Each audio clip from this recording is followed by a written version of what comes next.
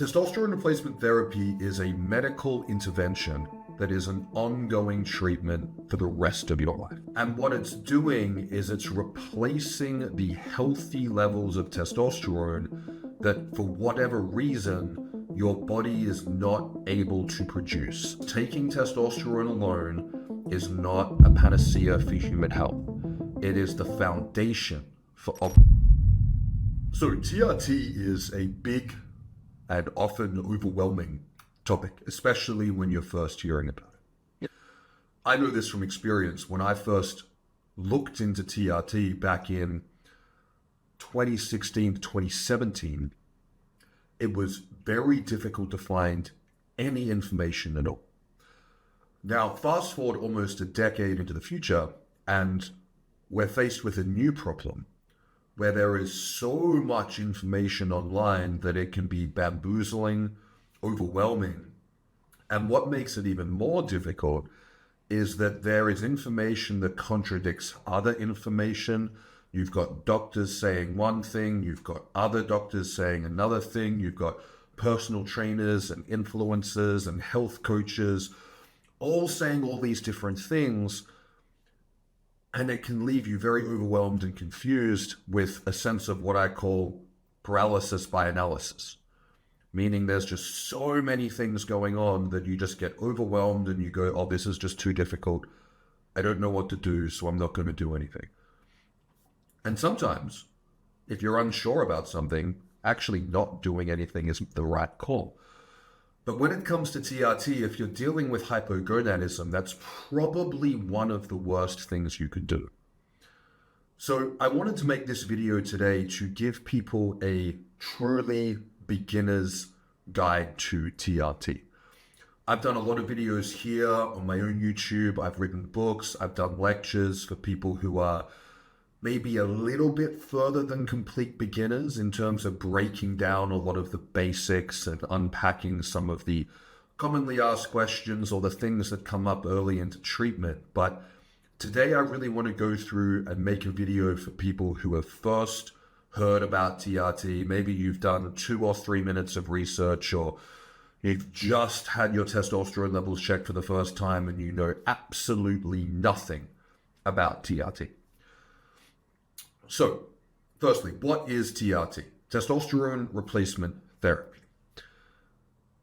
Testosterone replacement therapy is a medical intervention that is an ongoing treatment for the rest of your life. And what it's doing is it's replacing the healthy levels of testosterone that, for whatever reason, your body is not able to produce. Either it wasn't able to produce it in the first place, or it is no longer able to produce these levels. And there can be a lot of reasons for this. The most common one that we look at and that most of the literature is based on is age-related hormone decline. You can kind of think of this as the male version of menopause. It's called andropause, technically. And unlike menopause, which occurs in phases and then occurs quite rapidly, the progression of andropause is more of a gradual, almost even linear decline in testosterone levels from when they peak at a healthy level of typically ages 18 to 25. And what happens over the course of a man's life is as these levels gradually drop off, eventually it reaches a critical point where symptoms of low testosterone become problematic enough that they warrant a medical intervention to resolve these issues. And then hopefully, if the treatment is done right and you're working with a competent expert who really knows how to make this stuff happen, you could even optimize the testosterone levels to be that of a healthy younger man, which not only corrects the problems that you're having, but can even give you a better quality of life in your later years. The complication with this, and there's actually a few, and if it wasn't for these complications, this would probably be a pretty quick and straightforward video, which would be take some testosterone, see if you feel better. But it's not that straightforward. And I'd say there's two major things that we need to be discussing as to why that is. There's another reason why men are having low testosterone these days. And it's not because of age-related decline. It's not because of things such as testicular cancer, severe testicular injury, things like this that essentially mandate hormone replacement therapy. If there's damage to the organs that produce the testosterone, it needs to be exogenously, meaning externally, administered. Kind of like if a type 1 diabetic has a dysfunctional pancreas, the patient has to administer insulin, which is the hormone that the pancreas makes, to allow the body to have the proper human physiology and to fulfill the biological function of the organ that's failed. But a lot of men these days are walking around with low testosterone. And there's a term that we use in medicine that we deem a condition to be intractable. So intractable means that it can't be resolved. So if you're 70 years old and your testicles have failed, you can take whatever supplements and you can do the perfect diet and lifestyle. But if those organs have reached the end of their life, they're not going to be producing enough testosterone. Now, all of those other interventions might be fantastic for your overall health, absolutely. But it's not going to fix the low testosterone issue. The problem that we have is that a lot of people have low testosterone these days because of poor diet and lifestyle practices that have often extended over a prolonged period of time, leading to a variety of chronic diseases. Yeah. Examples of this would be things like metabolic syndrome, insulin resistance, type 2 diabetes. There are also other dysfunctional issues that people can have with their musculoskeletal system due to poor posture, chronic injuries, things like this. And poor nutrition is a really big problem as well, because hormones in the body are manufactured from raw materials that people get from eating a healthy diet. And the other problem with an unhealthy diet is instead of putting all the essential nutrients, antioxidants, and phytochemicals that the body needs to thrive and survive, in that place, people are pouring in empty calories, carcinogens, poisons, and garbage, which is not only inflaming all the tissues within the body and causing health problems, but it's also leading to the body not being in a state where it is able to produce the right hormones to allow you to feel and function your best as a man. So one thing that's very important to do, and this is one of the reasons why I've been harping on for a long time about only working with people who are experts in the field. Because if you're listening to this in the United States, depending on where you live, there are probably dozens, if not hundreds, of TRT clinics that you can choose from. Where I live in Eastern Europe, there is one, my clinic. In Australia, there's about 1 page of Google results worth of clinics, and it's pretty similar in the UK. But in the US, there are so many clinics offering TRT, and unfortunately, they'll just give it to anyone with a credit card. And they won't cater the recommendations and protocols to the patient. And one of the things that has to be taken into consideration that should be catered towards the individual patient is actually advising that sometimes TRT is not the thing that's needed. It's diet and lifestyle improvement.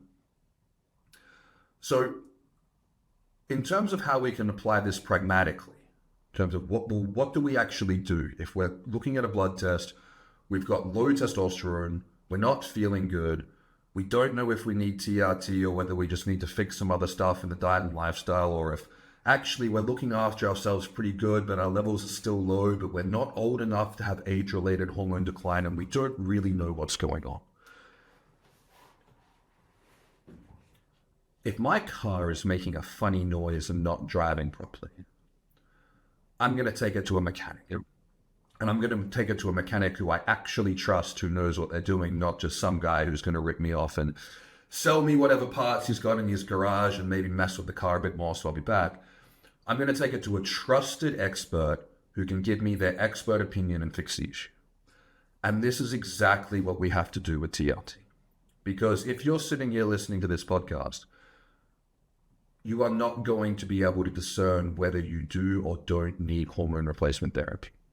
And neither is someone on Reddit, neither is someone on YouTube or a Facebook group or in the comment section of God knows where on the internet.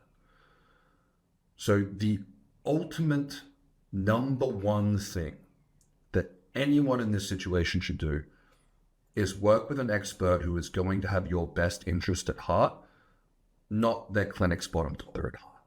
So one of the reasons I'm here recording this for Victory Men's Health is I would strongly recommend working with the team at Victory to discern whether you do need hormone replacement therapy, and if you do, helping you understand these key important parts of initiating testosterone replacement therapy. Because as someone who's been coaching men in the field for the best part of 7 years now, is I see so many men who've been initiated on testosterone replacement therapy, usually in a 5 or 10 minute conversation. They have absolutely no idea about anything to do with this stuff.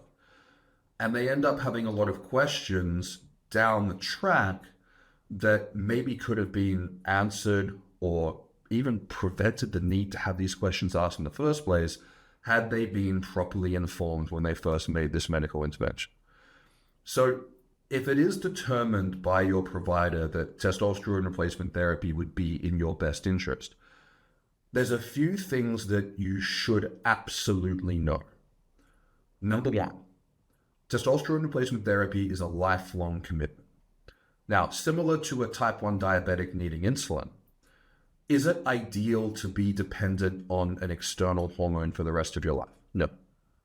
It would be ideal if you could produce optimal levels of this in the first place for your entire life. That would be fantastic. That would be the best possible outcome. The best possible outcome is getting the benefits of testosterone replacement therapy without needing it. And a good provider will be able to go through your blood work, not just your testosterone levels, but all your comprehensive health markers, all your responses to how you're living your diet and lifestyle, what your daily routines are like, what your symptoms are like, what your stresses are like, to really determine, is this actually causing the issue, or is this just secondary to other stuff going on, which maybe you can fix without a medical intervention? But if you do need this treatment, it is going to be something that you need for the rest of your life. Now, this is a bit daunting to go, well, I'm now going to have to administer this hormone for the rest of my life. And what makes it a bit more daunting is that a lot of the time it's administered with needles. So now we're going, okay, I'm going to be shutting down my natural hormone production, and I'm going to need to take this stuff for the rest of my life. And it's not as simple as just taking a pill every morning. I'm going to have to do these injections as well. This is a lot. I get that. But testosterone replacement therapy wouldn't be so popular if the juice wasn't worth the squeeze. I am yet to find any other intervention that people can make in their health, not only to help prevent and resolve negative symptoms, the problems that the people are having in the first place, but also to optimize physical and mental quality of life in all aspects. I can't think of a greater return on investment that I have over a day or a week than drawing up the testosterone and injecting that into my body. Because testosterone is, without getting too woo-woo and esoteric, I promise I'm not going to go down some kind of weird mumbo-jumbo rabbit hole here, but testosterone is a man's life force. And we look at how testosterone impacts every single aspect of a male's biology. And it is not only something that promotes stress resilience, anabolic activity, anti-catabolic activity, meaning that it builds and maintains muscle and prevents it from wasting away and breaking down, but it also bolsters and supports every aspect of our biology that declines and weakens over time with chronic diseases and the diseases of aging. There's a reason why younger people are healthier than older people. And yes, wear and tear is a factor. The accumulation of lifelong poor decisions is a factor, of course. But robust, optimal, youthful hormone levels make a huge difference in who we are and how we feel over months and years and even decades. So if you do need testosterone replacement therapy for the rest of your life, I try to switch the perception of this as something that you have the opportunity to benefit from for the rest of your life. It's important that we frame concepts and paradigms in ways that serve us. So, testosterone replacement therapy can be administered via a number of different routes of administration. There are some forms which are garbage, such as pellets, which are great for animals, great for livestock.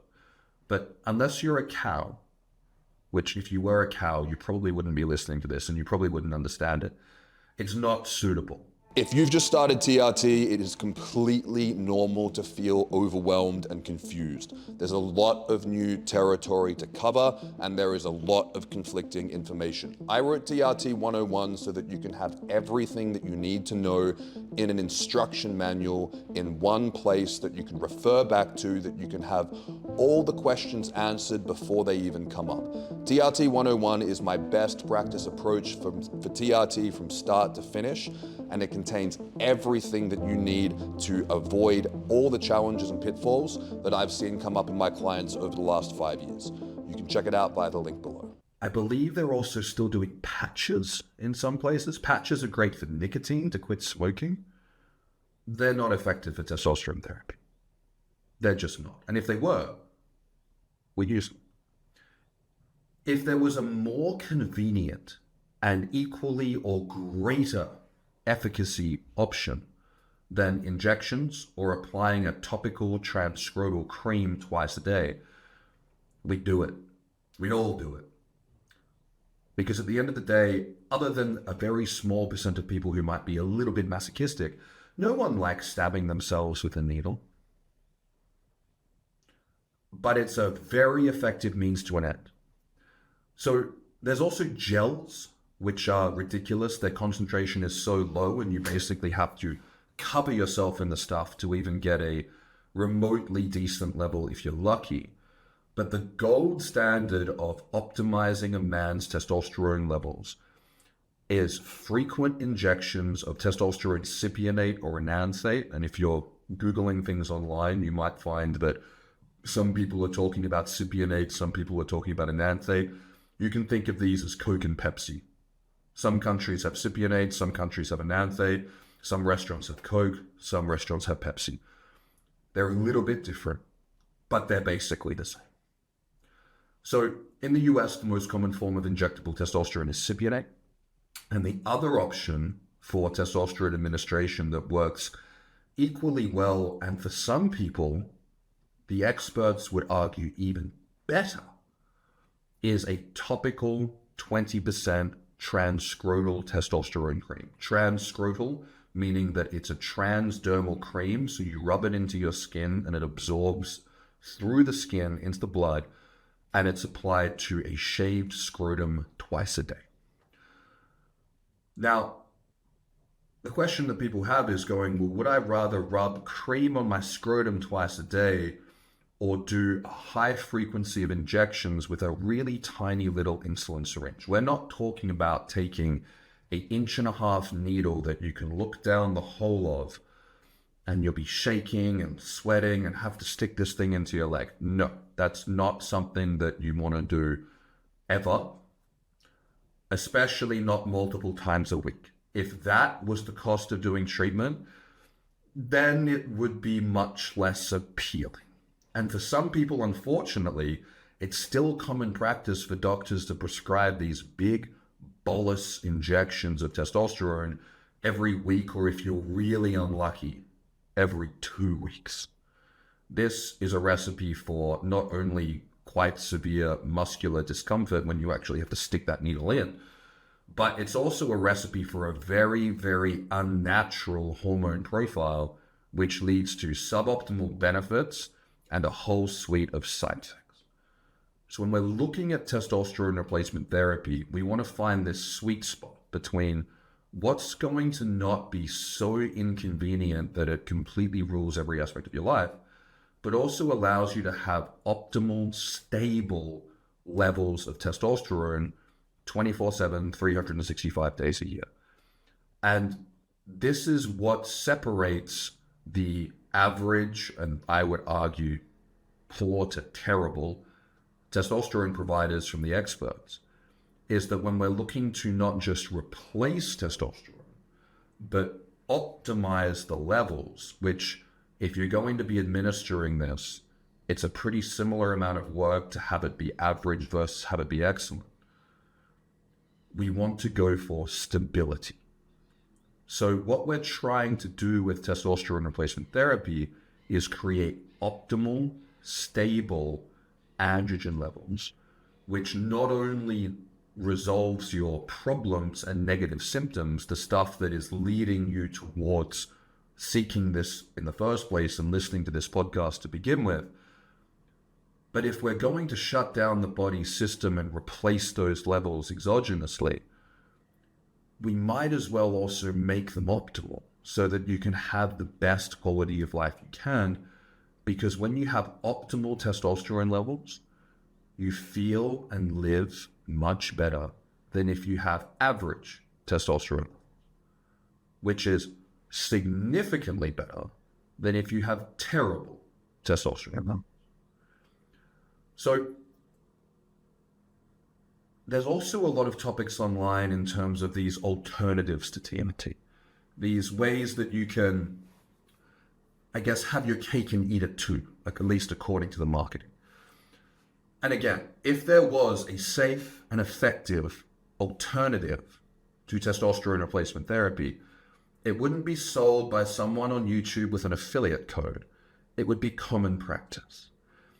There is not some kind of herb from the Amazon rainforest or a Nigerian shrub, which are unfortunately the two things that people fall for all the time, Tongat Ali and Fedosia aggressors, or mega doses of nutrients like zinc or boron or vitamin D or whatever else people are taking. Shilajit is now one that is being promoted a lot as well.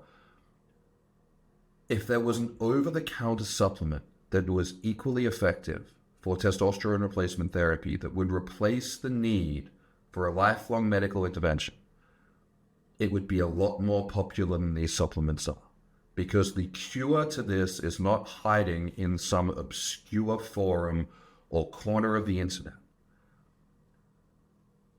The solution for this is in the hands of experts who really, really know what they're doing, who have a proven track record and expert training in being at the top of the innovations in optimizing testosterone replacement therapy.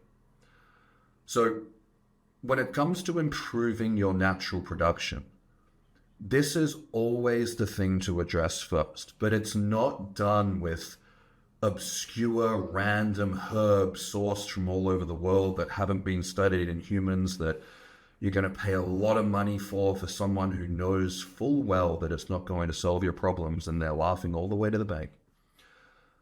The way that you can optimize your health and that you can optimize your natural production to see if you can avoid needing testosterone replacement therapy, unfortunately, doesn't typically involve supplement bottles and things you can buy on Amazon. It involves doing the work. Because the shortcuts always sound appealing. The shortcuts are marketable. The shortcuts you can slap a profit margin on. But the things that people actually need to be doing, and I would promote that everyone does this, because if you do end up going on testosterone replacement therapy, you're going to benefit from doing these things anyway. Because the same things that will support your optimal testosterone production, if you can make it, are actually the same things that prevent side effects on TRT. And when you take a step back and look at this with a bit of common sense,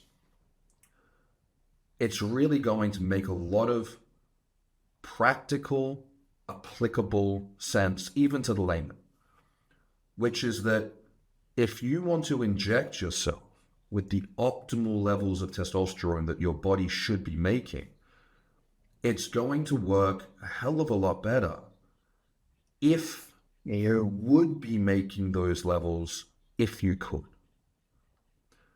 So these are things that I recommend people do regardless. If you've already started TRT, or you're looking to start TRT, or you're looking to see if you can avoid needing TRT, The recommendations are the same because they're all things that are going to make you healthier in the long term. Because taking testosterone alone is not a panacea for human health. It is the foundation for optimizing human health. The hormonal system is the foundation. It is not the be-all and end-all of everything. If you take a healthy amount of testosterone and live with an unhealthy diet and lifestyle, you are not going to get the results you're looking for. In fact, you might actually run into some problems.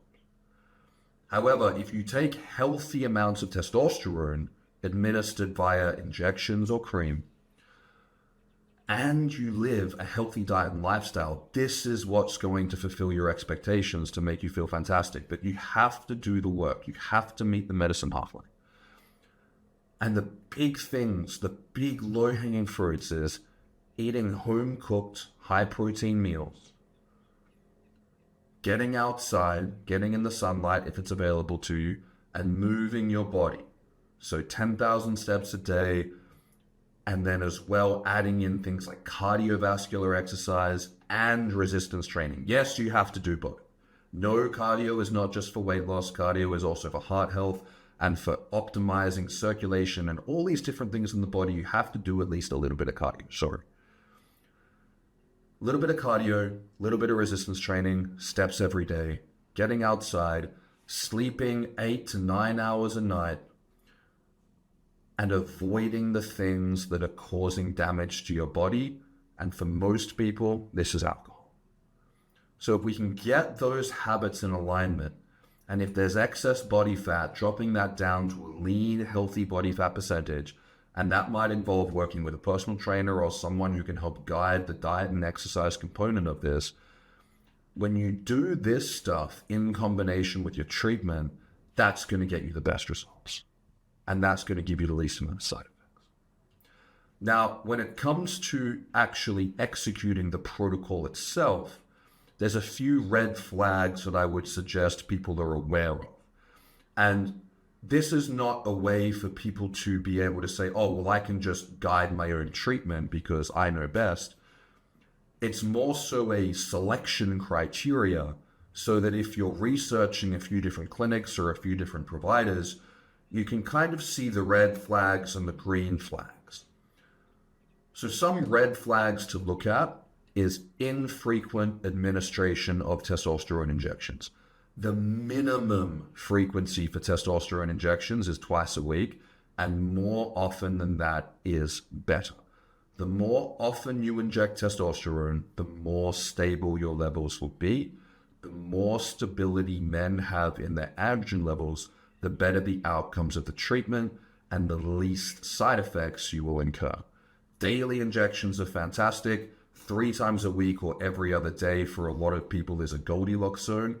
But again, if you're watching this video, rather than listen to the audio, I'm going to show a needle that I'm talking about here. This is a diabetic insulin syringe. We are not talking about a giant needle inserted into the cord or the glute. We are talking about a very, very, very small needle that little children, little girls, will use every day to administer insulin. You can absolutely do one of these injections a few times a week, especially given that there is such a high return on investment for the small amount of discomfort of inserting one of these needles into the deltoid. You can also, as I said previously, use a trans-scrotal testosterone cream. This will often even lead to better outcomes due to increased conversion of testosterone into dihydrotestosterone, which is a stronger androgenic form of testosterone. And this will often improve things even further, such as libido, mood, motivation, and drive. So you don't have to use needles. If you're particularly needle adverse, if the idea of using needles puts you off, you can simply rub a small amount of high quality testosterone cream. It is compounded at a 20% strength. A lot of the commercial products are 2%, 5%. These don't work. And you're putting simply about the amount of toothpaste you're putting on a toothbrush, maybe a little bit less, onto the scrotum twice a day. Very simple, very straightforward, very minimally invasive. And when you work with a practitioner, They will be checking for your lab results and also how you're feeling every 3 to 4 months when you're first starting out, and over time, every 6 months or so. So you'll be looking at having regular contact points with your provider every few months or a couple of times a year on an ongoing basis. Now, when you're looking out for the red flags, clinics that you want to avoid, you want to avoid clinics that give you what I call the cookie cutter starter kit, kind of like a fries and a Coke with your burger from McDonald's. You shouldn't be eating McDonald's. But they would typically bundle in HCG, which is a female pregnancy hormone. And if you're thinking, well, why on earth would I want to take that with my testosterone therapy? That's a very valid question. I ask myself the same thing every day.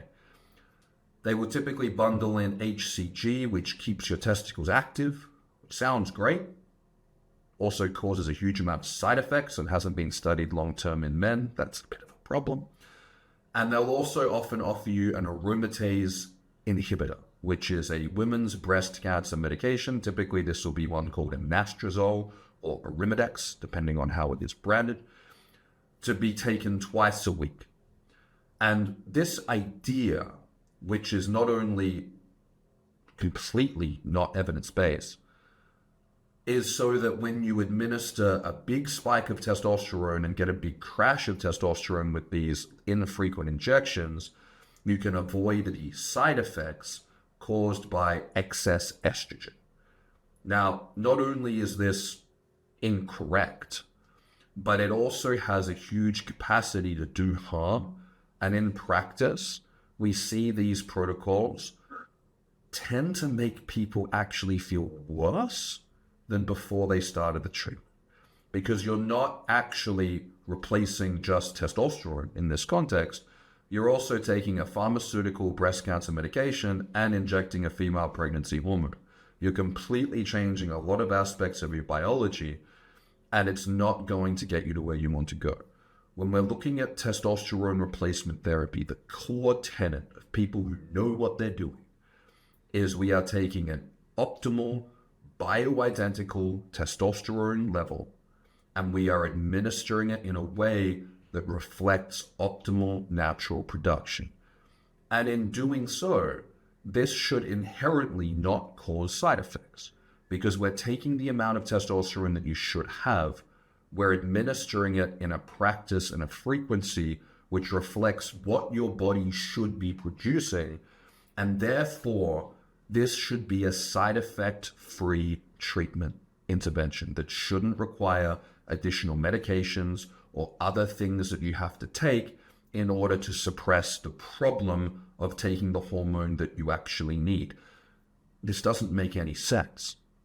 So a good practitioner and provider will be able to prevent and resolve and counsel you on any potential complications that will come up with your treatment. The last thing I'm going to cover, which is a big one, it's a big one for a lot of guys, it's not a big one for some guys, is fertility. And when I started TRT, even though there wasn't a lot of information available, the small amount of information that I could get my hands on, at least it was correct.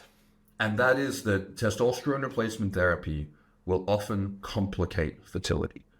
The dominant messaging online now, though, which is wrong, and I think has the ulterior motive of selling things that people don't need to drive up the profit margin of clinics who do not have the patient's best interests at heart, is to say that TRT will make you infertile.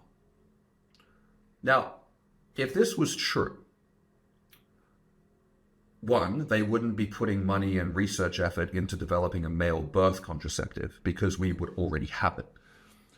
And two, it would be a very, very popular means of male birth control. Very popular. And unfortunately, some guys think it is. They end up as fathers. So, testosterone replacement therapy is not a contraceptive. The information in the literature is very clear that this is not the case. And the outcomes in practice are equally clear that this is not the case. But unfortunately, the information that is often the most visible, content visibility online, is not really dictated by the quality of the information. It is dictated by the attention-grabbing nature of the content itself. So if you see something online that's repeated and it's a common myth, it doesn't necessarily mean that it's true. It just means that people who have large audiences are saying it. So what the literature shows is that testosterone replacement therapy will complicate and reduce fertility in about half of men.